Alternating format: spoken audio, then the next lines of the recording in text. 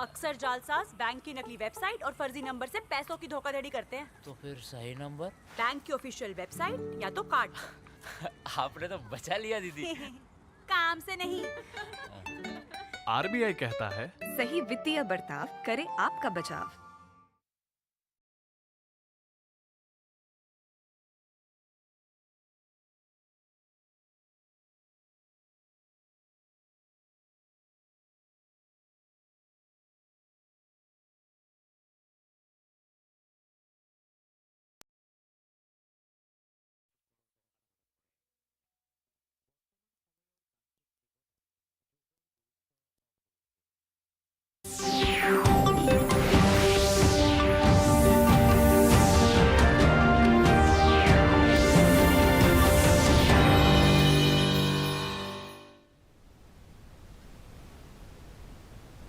A very good evening. You're watching DD News Kohima with me, Sinti Runla. A look at our top stories first.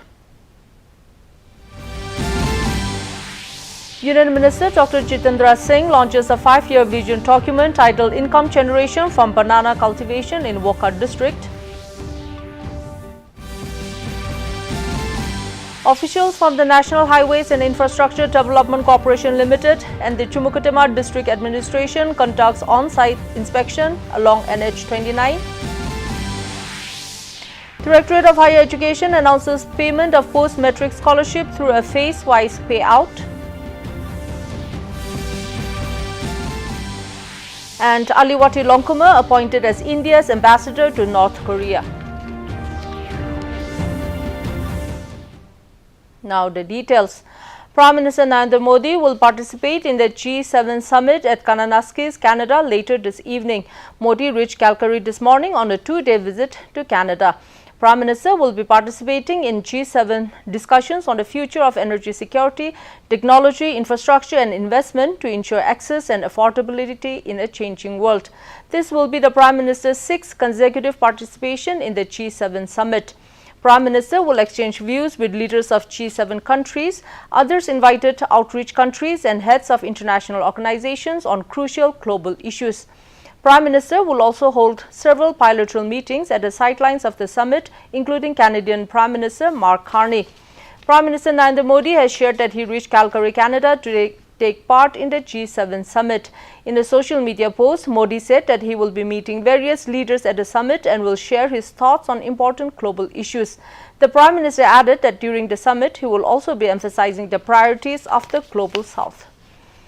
Following the appearance of fresh cracks along the Pakla Pahar stretch of National Highway 29 after heavy rainfall on Monday, officials from the National Highways and Infrastructure Development Corporation Limited and the Chumukutima District Administration conducted an on-site inspection today. Speaking to the media during the inspection, George, team leader of Apishira Infrastructure Private Limited, assured that immediate measures will be taken to address the damage. He clarified that while the cracks were concerning, the main road structure remains intact with only the additional protective work having been effected. He explained that the retaining walls that were damaged were part of a temporary solution implemented after last July's washout. George also informed that permanent structural work was in the pipeline and studies for the same are nearing completion. He added that current high river levels are obstructing access to the damaged areas, but rectification work will commence as soon as the water level recedes. It may be recalled that the Pakla Pahar stretch is particularly vulnerable to rockfalls and landslides during the monsoon season. A significant portion of the road was previously washed away in July 2024, prompting the implementation of interim safety measures. Union Minister Dr. Jitendra Singh launched a 5-year vision document titled Income Generation from Banana Cultivation in Wokha District under the One District, One Product OTOP initiative. The project aims to boost farmer incomes and promote banana farming as a sustainable livelihood. Singh, who is currently on a 2-day visit to Wokha District in Nagaland, was joined by Deputy CM Y. Pathon and local legislators Mathang Yathan, Y.M. Hamzoy and Achumbe Mukikon at the event held at the Wokha DC office. In his address, Dr. Singh highlighted the transformative progress in Nagaland and the Northeast over the past decade, including increased industrial activity and job creation.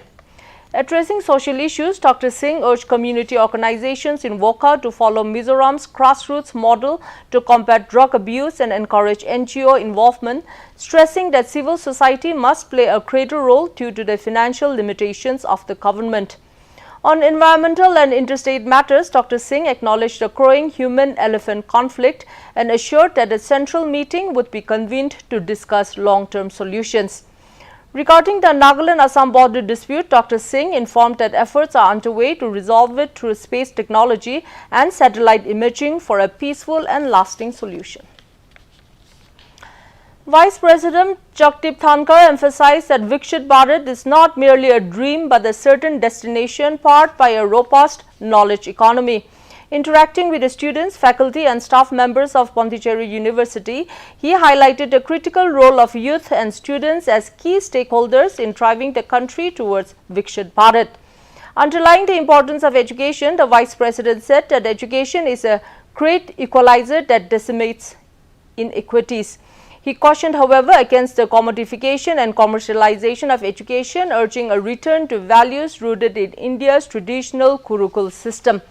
The Vice President also appealed to corporates, business and industry to invest in India's educational sector and pool their CSR resources to create institutes of global eminence as greenfield projects. The Vice President hailed the national education policy as the best in the world, lauding its flexibility that allows students to explore multiple courses and fully exploit their talent, potential and time. He appealed to states who are yet to adopt NEP to follow it. And it's time now for a short break. Please stay with us. जल्दी tiffin pack करो।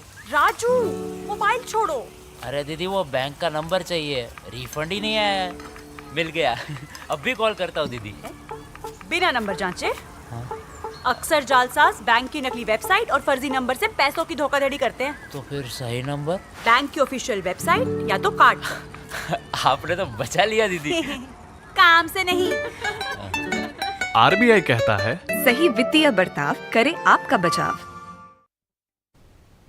Welcome back.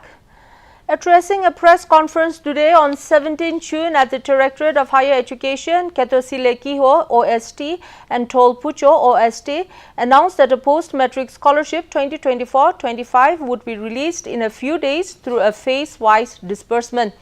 It was informed that the total number of beneficiaries were 41,793 with an amount requirement of rupees 5,638.06 lakhs with only 3,070 rupees lakhs amount available, and that a post-matric scholarship 2024-25 will be released in a phase-wise payment as the amount available is not enough to cover all the beneficiaries. They also declared that in the first phase, 3,070 lakh rupees will be disbursed to 22,000 beneficiaries with a one-time full scholarship payout. They confirmed that out of 41,793 beneficiaries, the system has authenticated 30,451 beneficiaries, and the remaining 11,342 beneficiaries could not be authenticated by the system, for which auto-generated SMS have been sent to their mobile numbers with the required instruction information. They intimated that the remaining beneficiaries will be covered in the next phase after receiving the funds from the funding agencies. Mention was made that the disbursement of scholarship would be done through the National Scholarship Portal for the first time since the implementing agency onboarded the portal in 2024. They said that payments through the NSP will be Aadhaar-based payment and beneficiary will receive his/her scholarship in his/her bank account, which is seeded with Aadhaar, and all beneficiaries are required to seed their bank accounts with Aadhaar and enable their bank accounts for DPT payments. Union Minister for Environment, Forest and Climate Change, Bhupendra Yadav, has said that humans can develop everything, but they cannot create an alternative to nature. Therefore, it is important to pay attention to the conservation of nature along with its exploitation. Yadav was addressing the inaugural session of the National Workshop on Desertification and Drought Combating Strategies in Jodhpur today. He said that the temperature of the earth is increasing due to excessive exploitation of nature for development, which is why we have to take care of the environment. He said that while saving natural resources like rivers, mountains and oceans, we have to move forward on the path of development with balance. The Union Minister said that the use of fertilizers and pesticides will also have to be reduced to save the earth. Referring to the Ek Bid Maa Ki Naam campaign, he appealed that the public should participate in this campaign to the maximum. Union Culture and Tourism Minister Gajinder Singh Shekhawat said that in Western Rajasthan, education on environmental conservation is given from generation to generation. He said that a balance of nature has to be maintained with science. He said that personal responsibility will have to be taken for environmental conservation. And amid rising tensions in the Middle East, G7 leaders issued a unified statement addressing the escalating situation between Israel and Iran. Leaders of the G7 have reiterated their commitment to peace and stability in the Middle East, affirming Israel's right to defend itself and underlining their continued support for the country's security. In a joint statement, the G7 emphasized the importance of protecting civilians amid ongoing regional tensions. The group also identified Iran as the principal source of instability and terror in the region.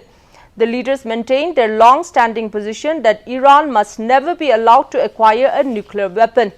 They expressed hope that resolving the Iranian crisis could help reduce broader hostilities in the Middle East, including efforts towards achieving a ceasefire in Gaza. The G7 also noted their readiness to act in coordination with like-minded partners to protect international energy markets from potential disruption due to the regional unrest. Railways Minister Ashwini Vaishnav today inaugurated India's largest Gati Shakti multi-modal cargo terminal in Manesar, Haryana. During the occasion, Vaishnav highlighted that the cargo terminal, sprawling across 45 acres, can carry 450,000 vehicles. He noted that 108 multimodal cargo terminals are now ready and will soon be in service, realizing the government's vision of a multimodal network. He said the government was able to achieve this in a short period because of the reforms brought in 2021 to simplify the process.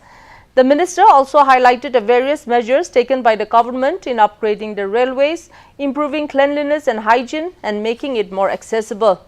He pointed out that the last year was crucial for Indian Railways as it had the second largest cargo capacity and passenger carrying capability in the world, as 720 crore passengers travelled in 2024, while over 1,600 million tons of cargo was carried. In a notable diplomatic development, the Minister of External Affairs, Government of India, has appointed Aliwati Longkoma, a Naga officer of the Indian Foreign Service (IFS), as the next ambassador of India to the Democratic People's Republic of Korea, North Korea. The appointment was officially announced on June 16, 2025. Longkoma is presently serving as the charge d'affaires ad interim at the Embassy of India in Asuncion, Paraguay. With this new assignment, he will take charge of the Indian mission in Pyongyang, the capital of North Korea. According to the MEA, he is expected to take up the assignment shortly. This appointment comes in the backdrop of India's decision to reopen its embassy in Pyongyang in June 2025. The Indian mission in North Korea had remained closed since July 2, 2021, when the then ambassador Atul Malhari Kotsurf and the diplomatic staff left the country amidst the global pandemic. And now a look at the weather reports across Nagaland.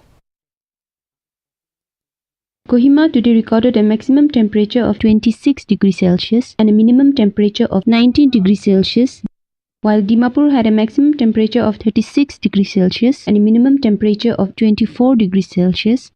Wokha experienced a maximum temperature of 31 degrees Celsius and a minimum temperature of 21 degrees Celsius. Mokokchung had a maximum temperature of 30 degrees Celsius and a minimum temperature of 19 degrees Celsius. Mon had a maximum temperature of 33 degrees Celsius and a minimum temperature of 22 degrees Celsius. Towards the east, Twinsang had a maximum temperature of 24 degrees Celsius and a minimum temperature of 15 degrees Celsius. Zinebuto had a maximum temperature of 25 degrees Celsius and a minimum temperature of 17 degrees Celsius. Phek had a maximum temperature of 23 degrees Celsius and a minimum temperature of 15 degrees Celsius. That's all for the weather report. And that's a wrap from the newsroom tonight. Thank you for watching. Good night.